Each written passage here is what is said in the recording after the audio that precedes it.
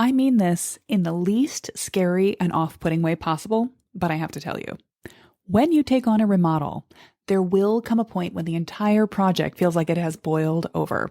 You'll be running behind your goal schedule, and something important to you will spin out and become more expensive and complicated than you could possibly have imagined. Right now, long before you get to that moment, let's talk about the mid-remodel mindset reset you need in order to finish your project strong and love the result. Starting from a mid-century master plan is going to help you plan a remodel you'll love in the end. Yes, but I also want to prepare you for this apparently inevitable moment. So today we're talking about the mid-remodel mindset pivot. Hey there, welcome back to Mod Remodel. This is the show about updating MCM homes, helping you match a mid-century home to your modern life. I'm your host, Della Hansman, architect and mid-century ranch enthusiast. You're listening to episode 2104. If you're thinking, Della, I do not have a remodel in my near future, I'm going to tune this episode out. Don't. Two things. One, if you're a long way out from your remodel, or if yours is long in the rearview mirror, I give you permission to treat this episode as a little bit of schadenfreude. But also, I think that a remodel mindset reset is applicable to many aspects of life. In fact, I just found it a really helpful metaphor as I was thinking about this episode and experiencing my recent travels. As I got to the end of the trip, I realized that all the delightful eating out I'd been doing with my sister, which wasn't my habit on previous travel experiences, was making London a little pricier than I had planned for it to be, and had a yikes moment mid-meal in a lovely restaurant. I could have reacted exactly as I'm about to recommend that you do not.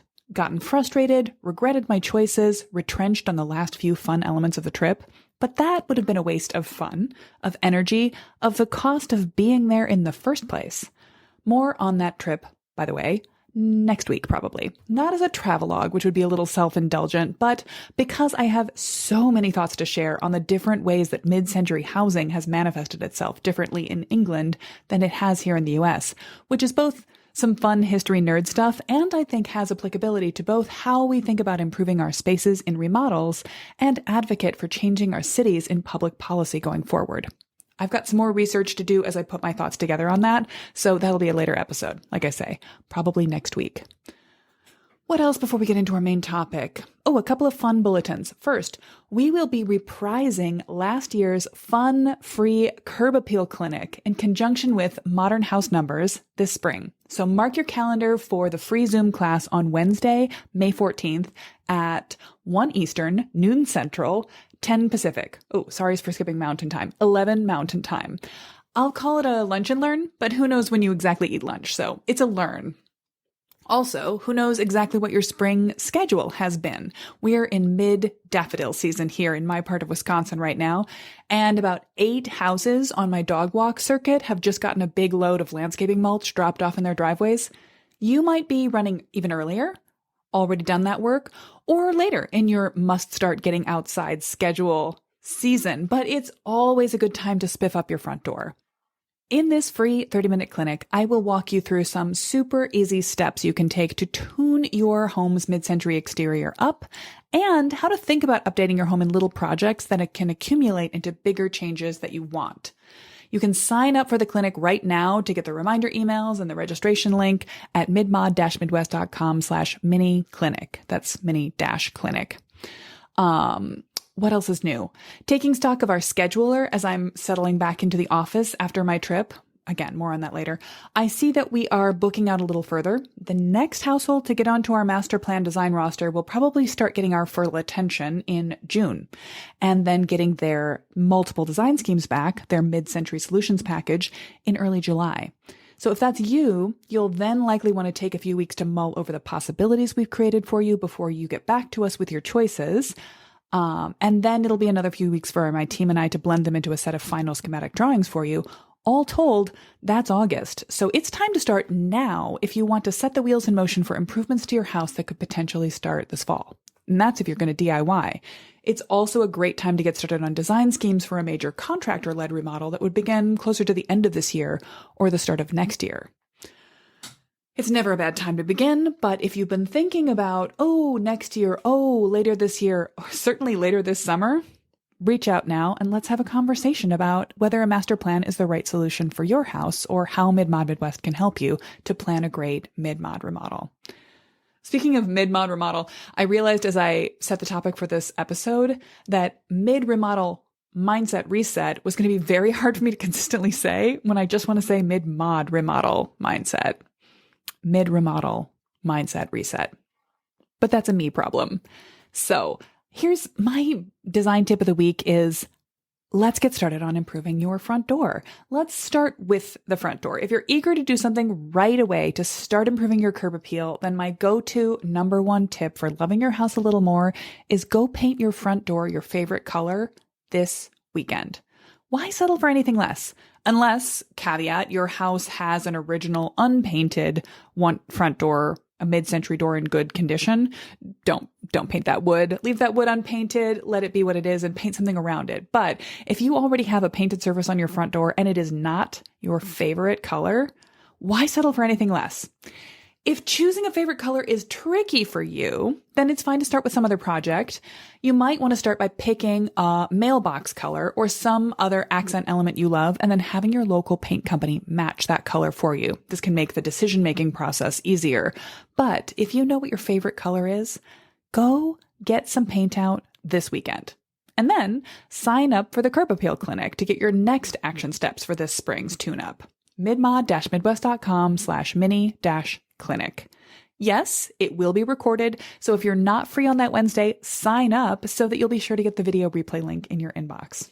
I'll see you there. It's going to be a really fun one. And of course, after the live clinic, I will stick around to answer specific questions that everyone who attends it live have about their own home. And you'll get a chance to reach out to the folks at Modern House Numbers. I think there will also be a giveaway. So more on that next week. Keep your ears open for Curb Appeal Clinic updates. Let's get into our mid-remodel mindset reset topic. It is a truth universally not acknowledged enough that every remodel will take a little longer and cost a little more than you want.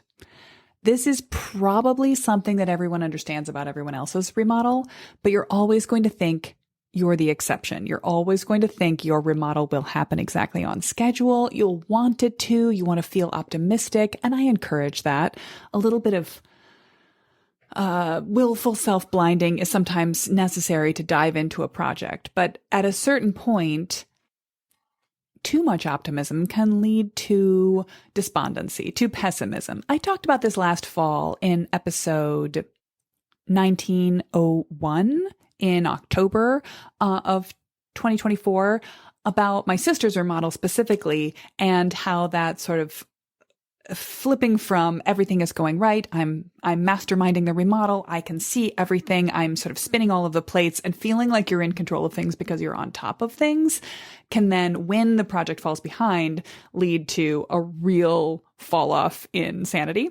And what she did to pull herself back together and feel like the remodel was going to be okay and carry it all through. Spoiler alert for her, it was a matter of bringing her kitties home, and she'd been living apart from them for too long and just needed to have cats in the house again, even though the last few things were being taken care of, and it helped her feel better about the entire end of the remodel process. So there is that factor of it's dragging out too long, and that can affect your mindset. But the other aspect of your remodel mindset that you'll need to reset at some point is probably one specific thing. It might be a lot, but hopefully with a good mid-century master plan in place, it will not be too many things, but there's still always something that is going to become so much more complicated and complex and expensive and not quite turning out the way you want it, and you have to go around on it and reorder or search out another supplier or test a bunch of different methods. The way that thing manifests is different in every project, but that one thing always seems to come up. And the way you handle it is not going to make or break your entire remodel experience, but it is powerful in the way that you reflect back on how the remodel went, how it turned out, and how you feel about everything when all is said and done. So this is why I want to talk about it. It is, sure, it's a little bit of bad news. I'm promising you that something will go wrong towards the end of your remodel. But it's reality. And I always think that when we are prepared for reality and when we understand that it's not just happening to you, and it will not just happen to you, but it happens to essentially everyone I have ever talked about the process of the remodel, shepherded through a remodel myself, maybe you'll feel better, calmer, happier, even while you're getting stressed and frustrated and like you'll never get out of the situation. Two things can be true. So this came up recently on an office hours call. I got a lovely update on how it's been going for one of our Ready to Remodel students who has just been flying through the program, making great decisions for her home, left, right, and center. But she shared her specific end of project frustration, which in her case was the complexity of she really wanted for her Florida mid-century house a terrazzo floor. But the house that she found was great in every other regard and didn't have one. It had a concrete poured floor.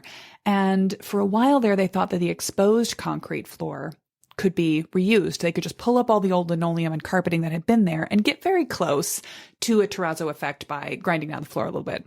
But as it turns out, it was more complicated than that. Now, I'm not going to get super into the weeds of her journey, but let's rest assured that she, like many of my wonderful Ready to Remodel students, is a very detail-oriented person who really followed through on this, who pondered it and planned for it and communicated clearly with her contractors. And still, due to the vagaries of remodels, discovering things you didn't expect or want, it went through several rounds of decision-making where they had to do exploratory demo and then unfortunately found that what they were hoping for wasn't there. They costed out a bunch of expensive resurfacing techniques, and eventually what they're going to end up doing is putting down a new layer of concrete with an aggregate in it that they can then grind down, and it will look a lot like a light color terrazzo floor that she was hoping for.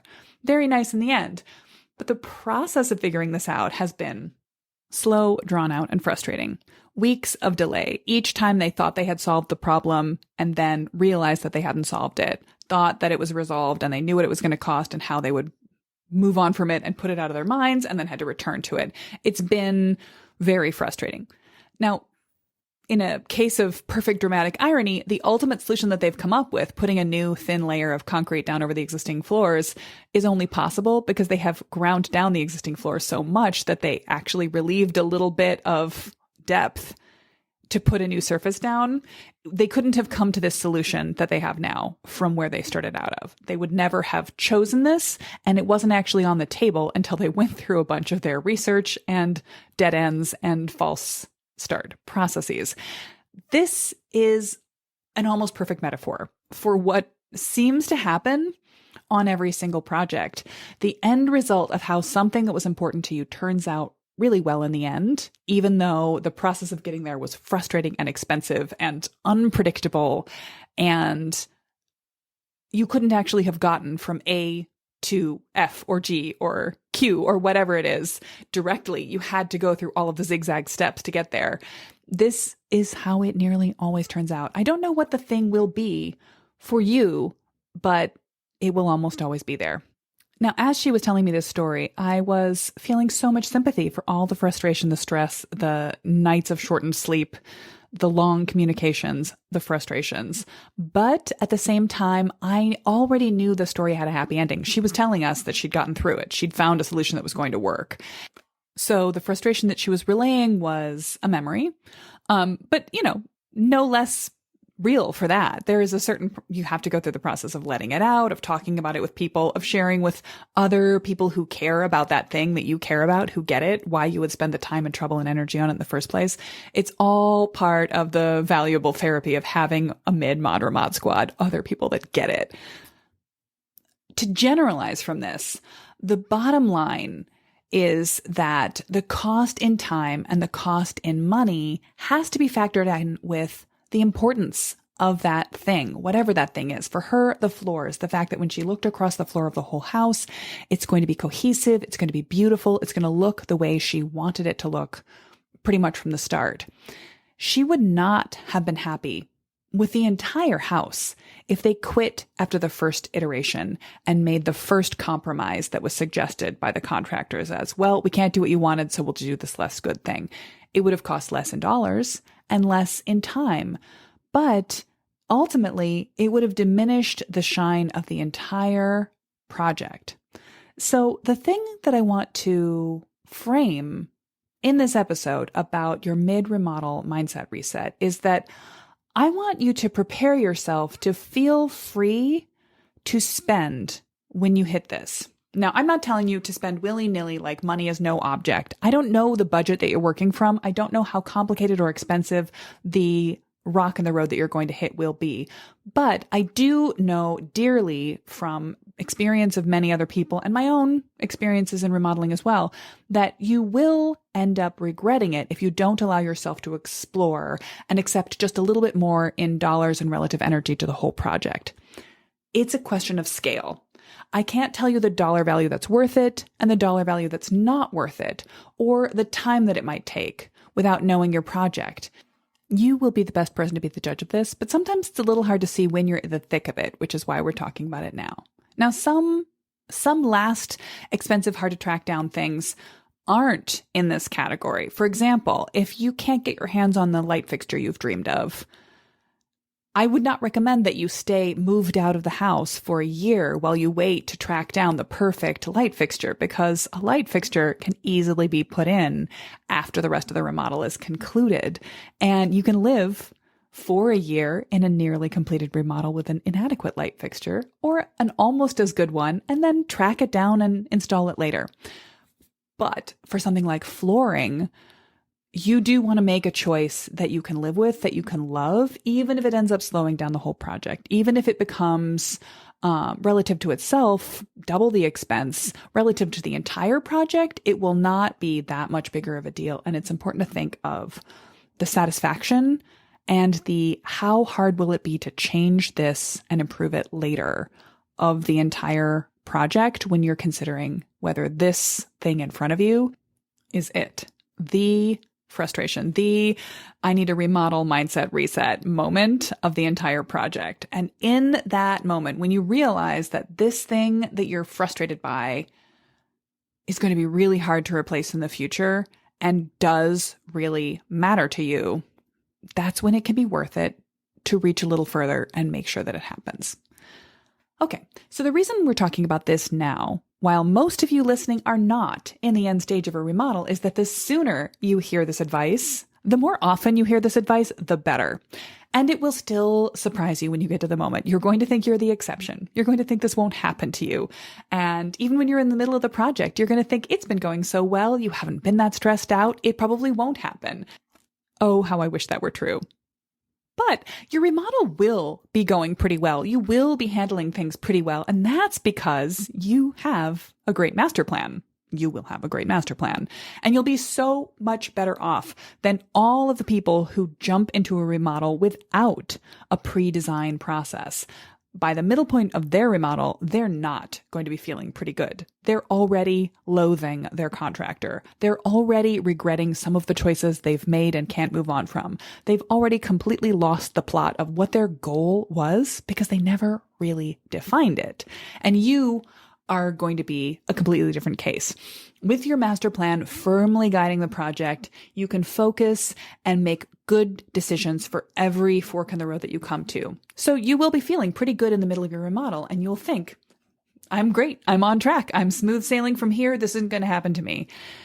All I can say to that is, I have never heard of it. I have never met someone who didn't have something at the end where they both hit a roadblock that drove them absolutely off the wall because it was taking forever.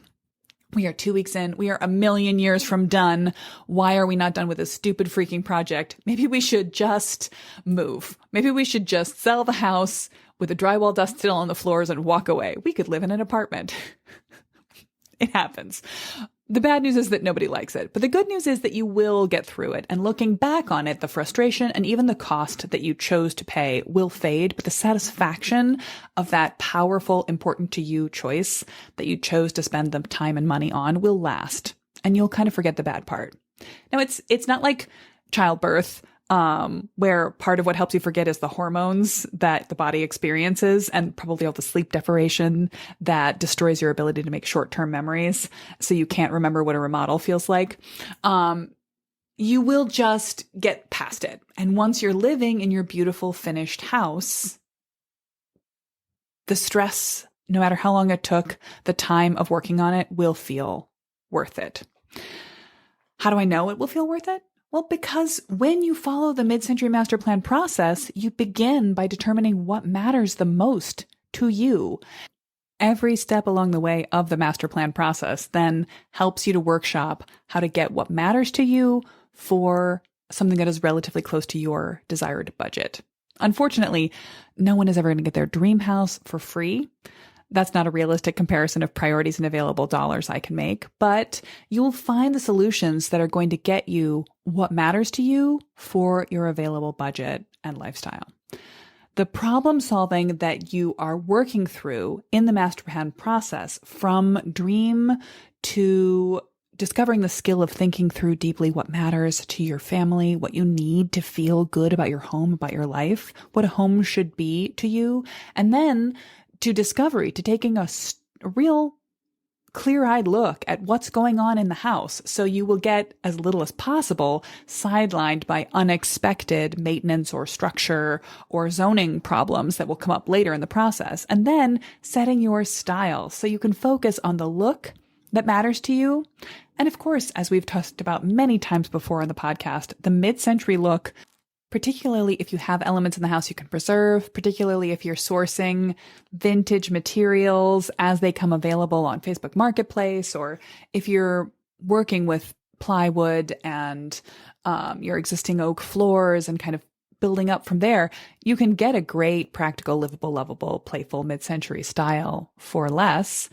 And then, of course, on the other hand, sometimes minimalism and simplicity is extremely expensive. When you're looking to put in a whole bunch of built-ins in a gorgeous hand-finished walnut, that's not going to be the cheap option. But you know that that's what you prioritized, that the look of that, the experience of being in that house is what matters to you. And in your draft phase, you'll establish that all of the different options you could solve your problems with, the big solutions, the medium solutions, the small size solutions, can all come together and develop into one way to pull the house together that's going to work best for you based on your priorities within the budget that you have right now. And that means that you are planning a remodel that will satisfy, a remodel that will feel like a breath of fresh air, a whole new day in the house, the home you've always wanted. This is the good news, the pep talk, the silver lining is that when you hit that inevitable end of project, oh shoot, this one thing feels like a total roadblock, everything else you've done up to there will be going better, will be more on track, and you can reset your remodel mindset to what mattered most. Why did you start dreaming in the first place? What is it about this remodel that is going to make you feel like it was worth it?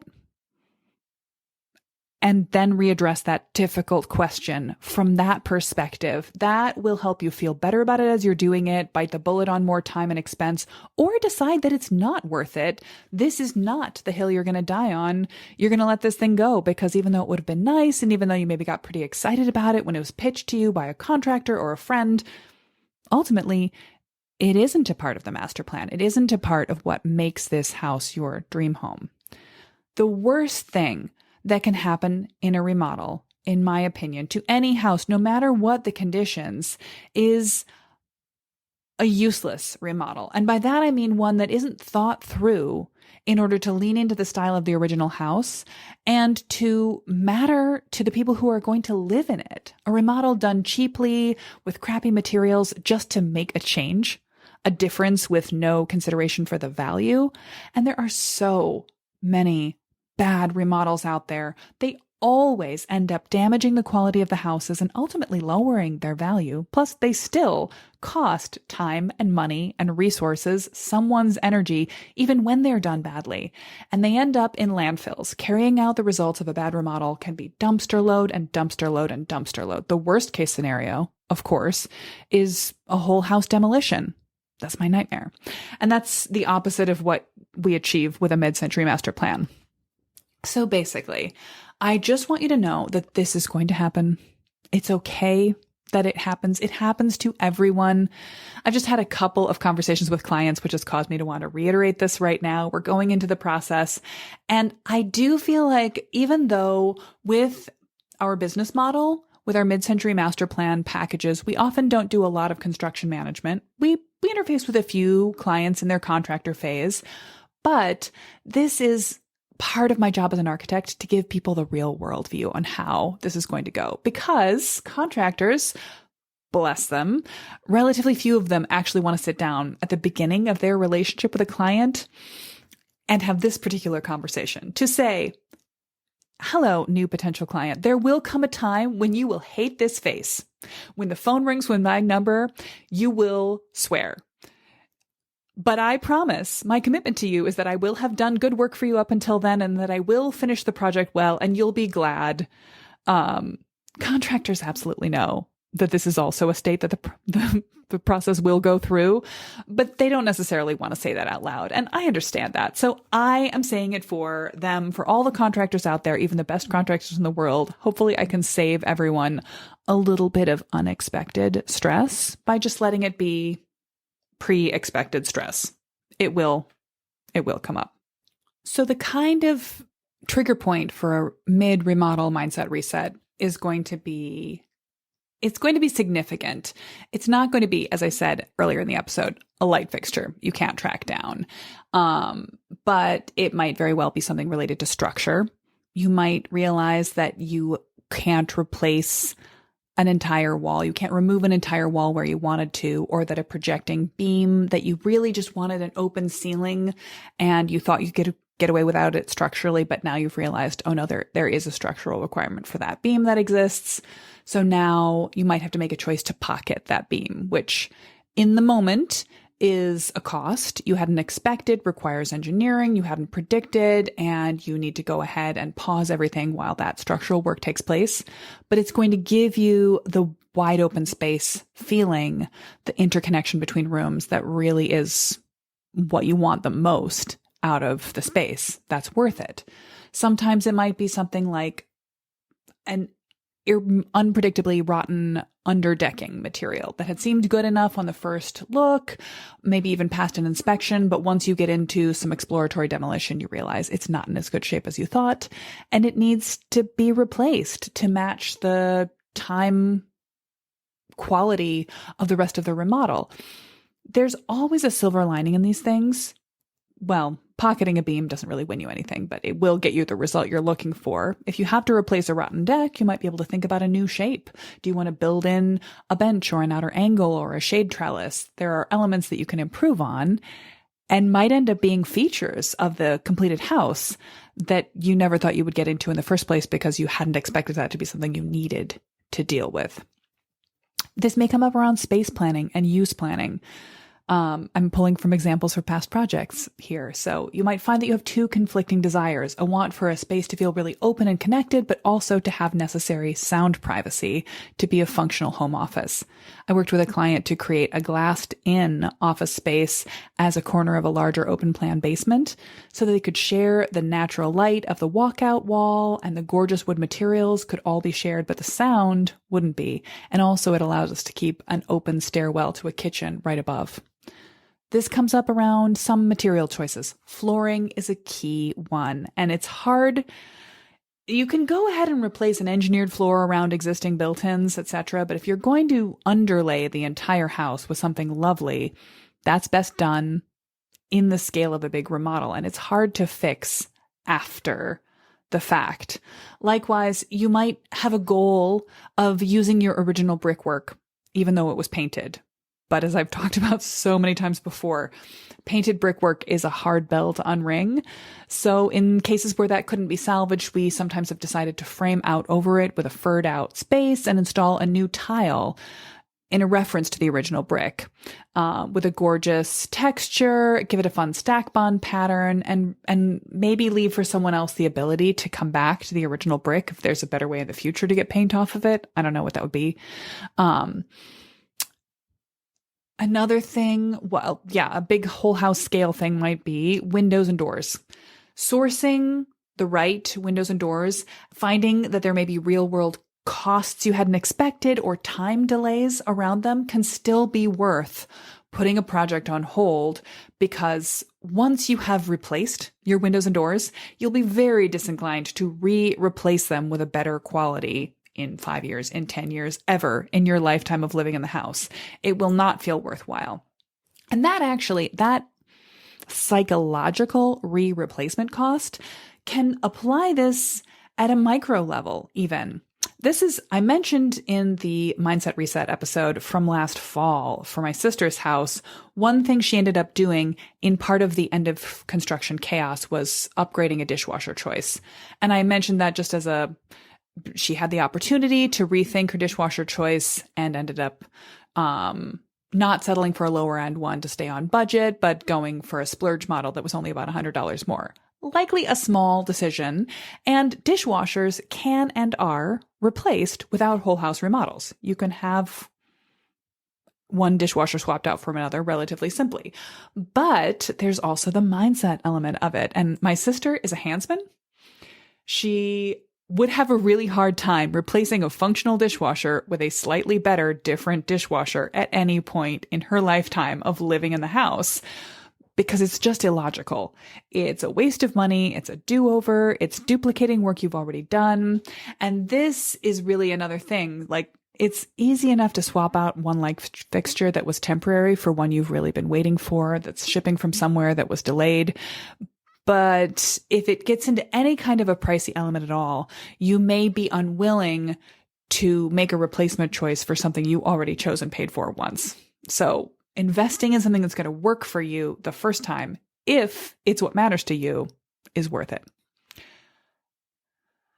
Let's see. Yeah, I think tracking down the finished materials that you love, investing, if what matters to you is really beautiful built-ins, investing in a good cabinet maker, finding a relationship you trust so that your built-ins can truly shine and last the length of the house and be timeless enough not to feel like they need to be done to keep back into trend in the next 10 or 15 years, or just be shabby after about 10 or 15 years, can be really worth it.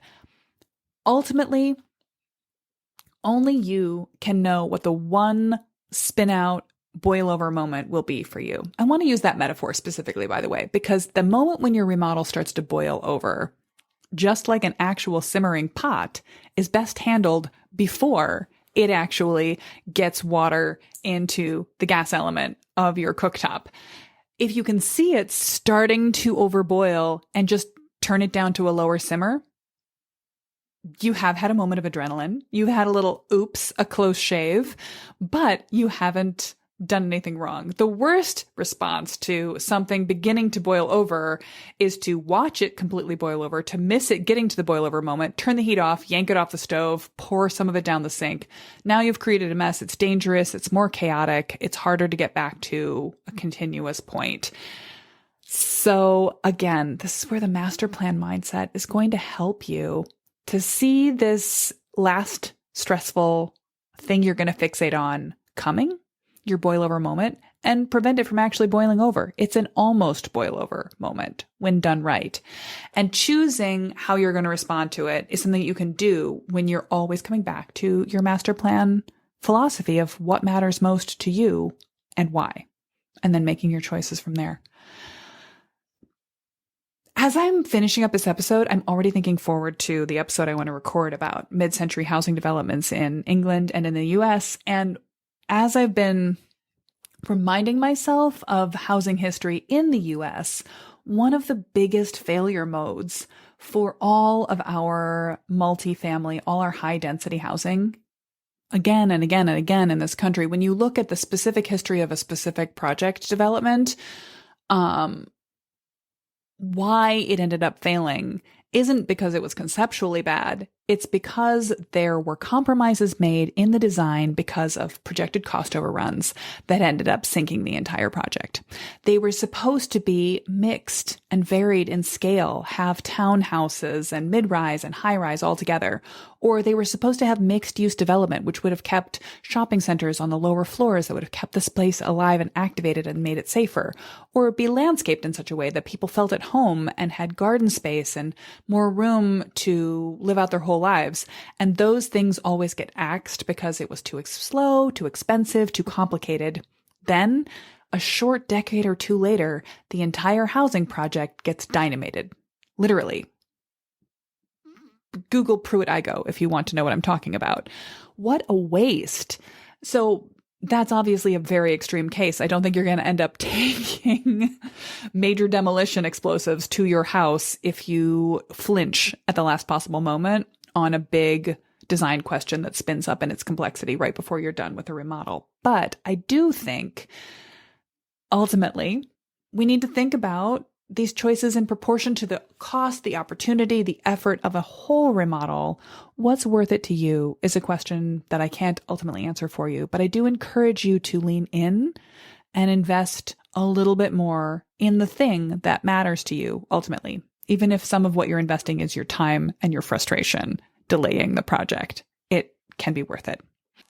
That's true in life as well as in remodels. So hopefully this hasn't felt too sanctimonious, but a helpful reminder that you're not going to get from a contractor, that you will get from any friend you ask how their remodel went and what was the last frustrating thing that held them up. When to consider a mid-remodel mindset reset and what to do about it. For our mid-century house feature of the week, I'm going to keep on harping on this topic. Let's talk about the kidney-shaped pool. And let me keep this short and sweet. This is another example of if what you dream of, if what your house needs to feel complete as a design is a kidney-shaped pool, it's going to be more expensive and complicated than a rectilinear one, but it might just be worth it. Okay, that's all I have to say about that. Let's talk about the history. The very first kidney-shaped pool was designed by modernist architect Alvar Aalto and put into a villa created in 1939 in Finland. This is, I'm not sure I'm pronouncing this correctly, but Villa Maria. It's a gorgeous house, a total experiment. The owners were patrons of the arts and just wanted things to be as creative and cool as possible. But it ended up really kicking off a movement in California. When it's made its way over to the United States with the designs of landscape architect Thomas Church, creating a home for the Donnell family in Sonoma, California, this ended up on the cover of House Beautiful in 1951 and became an icon. And it is iconically associated with California modernism, with mid-century homes, with overhanging eaves, with full glass walls, with a living room that turns into a patio that goes right out to a kidney-shaped pool. There were probably, per a recent Dwell article, 20,000 of them installed per year in the greater Los Angeles region. About 60% of all the pools in California are kidney-shaped pools. And they also kicked off a skateboarding movement when there was a drought in the 1970s and the state asked homeowners to conserve water by draining their pools.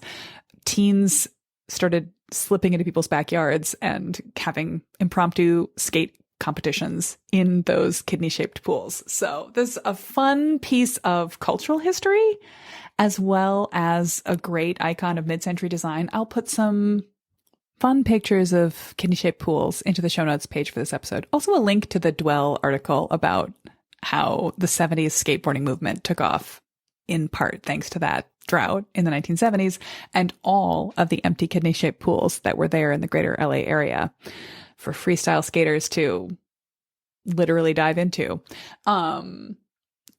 I'm curious if you love a kidney pool, if you've had a kidney shaped pool. I've got a client right now. We won't be changing. They've already done their pool over, but they have a lovely kidney shaped pool in their backyard. And part of what we're going to be doing is improving the way that the house responds to that pool. Better kitchen orientation, better owner suite orientation, better living room orientation to appreciate, take in, and flow out to a kidney shaped pool. So when you've got one, you make it the centerpiece of your remodel improvement projects and your design goals. As always, hit me up on Instagram if you've got stories or examples or strong feelings about the kidney-shaped pool as a mid-century house feature. Is it necessary? Is it frippery? Is it even mid-century if it was invented in Finland in the late 30s? I would argue yes, because it is iconic to California in the 50s and 60s. That's all for now. I will be back next week. I'm going to go ahead and tell you right now. I think next week's episode is going to be about mid-century housing in London, in England, in South England anyway, where I have photo evidence, and the way that both post-war England and post-war America handled our housing shortage and created a culture based on the housing typologies that we featured. I think it's going to be a really fun one. And if you want to see a lot of pretty pictures of it, you will absolutely want to tune into the show notes page. I'll have a bunch of Instagram stories about mid-century architecture in Britain as well over the next couple of weeks. So stay tuned there for that. And catch you next week, Mod Remodeler. Thanks for listening to the Mod Remodel podcast. If you enjoyed today's episode, share it with a friend who has a mid-century home, or drop a quick review in your podcast platform of choice to help us find new listeners and more mid-century homeowners. Remember, if you want help planning the best possible remodel for your mid-century home, I'm here to help. And there are 3 easy ways to work directly with me on a great design for your home. You can schedule a consult with me anytime you need one. In a 30-minute Zoom, we can dig deeply into the 1 or 2 issues that have you tied in a knot, or do a quick, comprehensive mid-century house audit. Take me on a tour and ask me your top questions about every space in the house. We'll sort out your next best step. If you're looking for ongoing support to DIY a great plan for your mid-mod remodel, you want to check out the Ready to Remodel program. I'll share the step-by-step mid-century master plan process with lessons, guides, design ideas, and workbooks for every planning stage. And I'll invite you to my monthly Architect Office Hours call so you can get your questions answered as they come up throughout the process. Learn all about setting up your own master plan in my free class, Planning a Mid-Century Remodel to Fit Your Life and Budget. Or if you'd rather have me assess your life and your house, prepare layout options, sketch floor plans and example views for inside and outside spaces, and present you with an array of great possibilities to pick and choose from to develop a perfect, timeless, tailored remodel, well then you're looking for our mid-century master plan package. Learn more about all these ways to work with us at midmod-midwest.com. Catch you next week, Mod Remodeler.